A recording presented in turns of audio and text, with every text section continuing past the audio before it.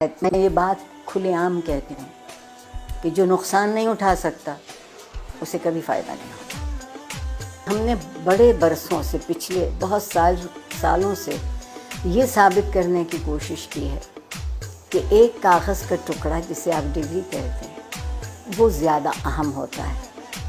اور اس کے لیے ہم نے نصاب تعلیم کو بھی، آپ دیکھیں نا، اگر مجھے انگریزی کا لفظ بولنے کی اجازت دیں، ملٹیپل چوائسز، کوئز، یہ ہم طوطے تو نہیں پڑھاتے ہیں، ہم حساس ذہین انسانوں کو پڑھاتے ہیں اور ان کے حس اور ان کی ذہن سے کام نہیں لیتے۔ اس کی بنیادی وجہ یہ ہے کہ جب میری نسل، جو تقریباً قبل المسیح سے ہے،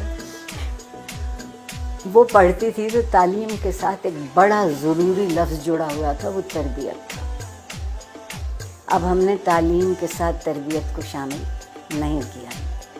کہیں آپ یہ دو لفظ لکھا نہیں دیکھتے۔ پھر ایک اور کمال کیا ہمارے ہاں جنرل ضیاء الحق صاحب نے، جنہیں میں اپنا محبوب بھی کہتی ہوں،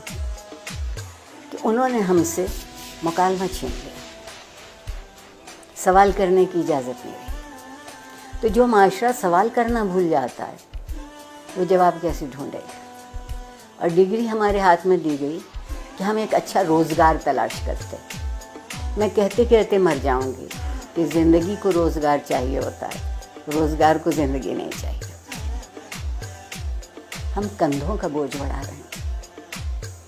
ہم ذہن کو وسیع نہیں کر رہے، کشادہ نہیں کر رہے۔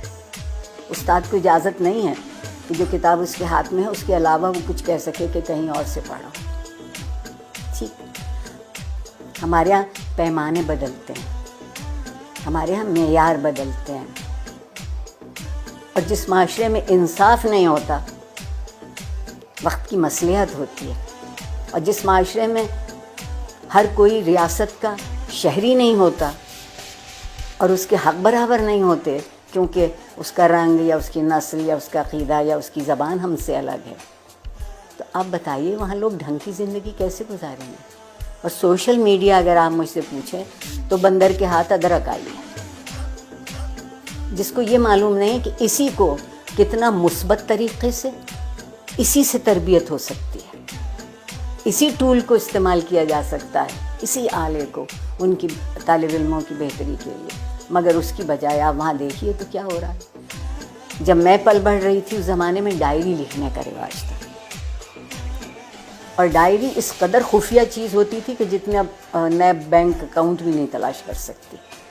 اب آپ کوئی بات لکھتے ہیں اور اس پہ 2-4 منٹ کوئی